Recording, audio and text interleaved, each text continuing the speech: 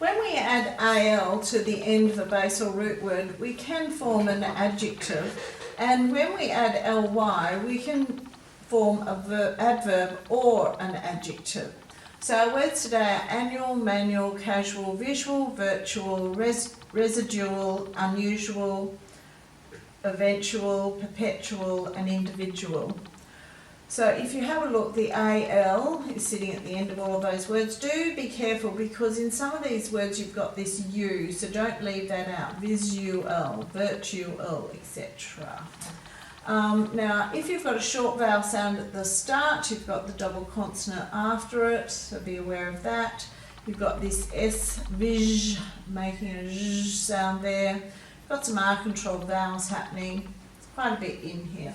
So let's go through and have a look at what each of these words mean. Annual just means yearly. A manual, it could be a handbook, and then it would be a noun. But as an adjective, it means when you're doing something with your hands. Casual means relaxed and unconcerned. It could also mean without formality of style or manner, such as in your clothing if you dress casually.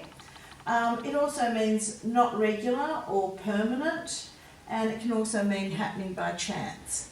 Visual, of course, as an adjective means relating to seeing or sight, and as a noun it means a picture or a film or display to illustrate or accompany something. Virtual means almost nearly as described but not completely, not physically existing but made to appear real.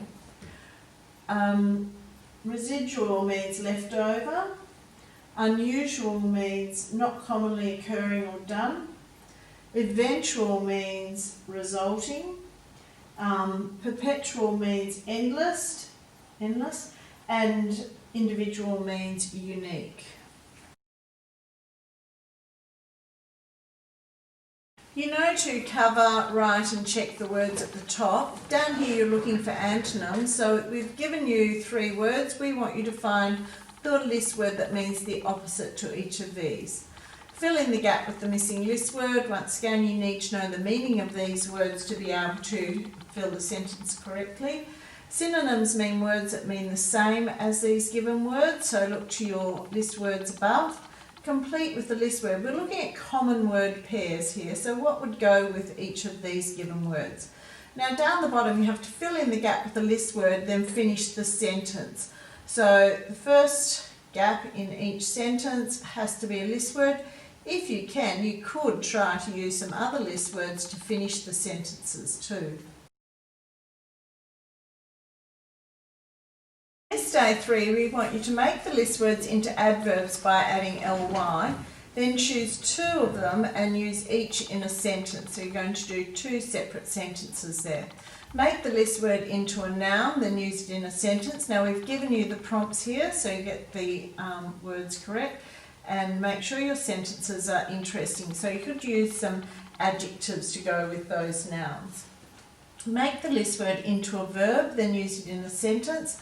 So once again, we've given you the prompts, and then you have to write the sentence. Try and use some adverbs with those verbs too. Make the words into adjectives by adding al, so you can do that. And there's a little alert next to practice, so just be aware of that. Now fill in the gap with the missing list word or extension. You may have to fill it with a noun, a verb, an adjective or an adverb. So think carefully about those word extensions.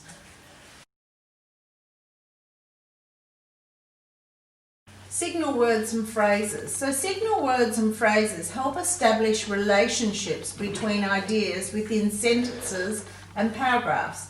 They can help establish relationships of similarity and sequence, we've put that section here, causation and result, which we have that section here, and contrast, which is the bottom section. So similarity and sequence. So it will be words such as first, second, third, similarity, next, likewise, finally, moreover, in addition, furthermore. So we want you to insert a signal word or phrase into the sentence to make them complete. Then we want you to practice using them by writing 2 sentences using a signal word phrase in each. Now for cause and result, we've got because, consequently, therefore, thus, results in, ultimately, this means that, hence. So insert a signal word or phrase into the sentences to complete them, then write your own 2 sentences using some of those signal words. Contrast words will be however, nevertheless, on the contrary, but, in contrast, on the other hand, instead of, or although.